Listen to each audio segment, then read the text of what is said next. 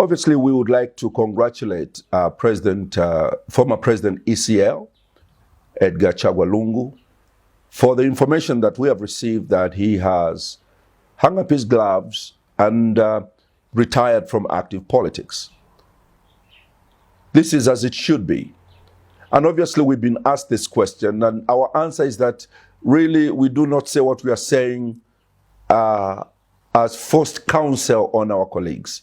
But Zambians are aware that if there's any political organization that can give counsel to another former ruling party, MMD can do that.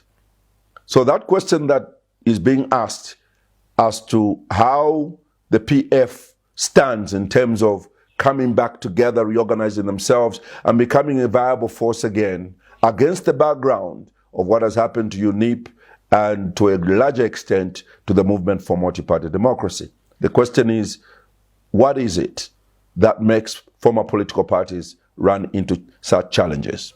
Amongst other issues, I think it is important that by the time the Zambian people are removing a ruling party, they have grown to a level of dislike, distaste of certain issues that are deep-rooted, that the Zambian people have to say enough is enough. So those things still linger. One of those things is suspicion of corruption or actual corruption itself. Those things Zambians do not hesitate to deal with. But one of the biggest problems in the former ruling parties is the role of a former president of the party. That is why my address is to my elder brother, President Edgar Chagwa Lungu. The success of PF, or moving forward, we need democracy in this country. We need every political party to operate at its best in order for us to have what we call a thriving democracy. Where there is only one political party doing well and all other political parties are in bed, I think that you'll never see the best output of that country and the highest potential of the country, because then it's a monotone approach. So our interest is basically that every political party becomes vibrantly involved in improving the quality of life for our people. But I am aware that every former ruling party, its success has a lot to do with the disposition of the former president. And in UNIP, as long as President Kaunda's hands were still on UNIP, it became extremely difficult for UNIP to rise up, to become a force to move forward with a new leader that was being supported by the former president. You must understand, former presidents in ruling parties hold great powers.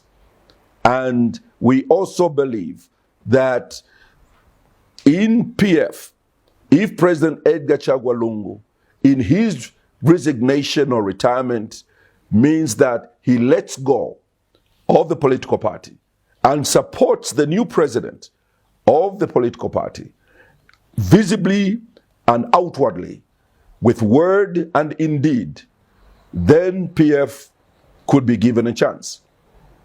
Even if somebody who is not the choice of President Lungu is elected to be president of PF, it's incumbent upon President Lungu to support him.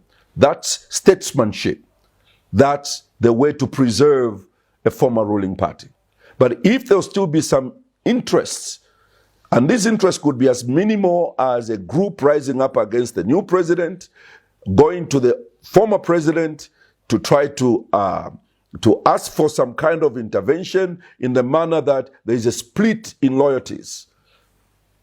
Unless there is unity in a political party, division becomes imminent and slowness of progress sets in. So our advice to our colleagues is that we pray and hope that President ECL, his retirement is final. His retirement is genuinely so. And we ask and challenge the former President ECL to change the narrative of the past about ruling parties. Give your party an opportunity to become what it should become. The interference of former presidents in former ruling parties continues to be a great hazard to the development and the growth of democracy, not only in Zambia, by the way, but on the continent. The challenge is on President Edgar Chagwa Lungu to prove different and see how far the PF can go. I thank you.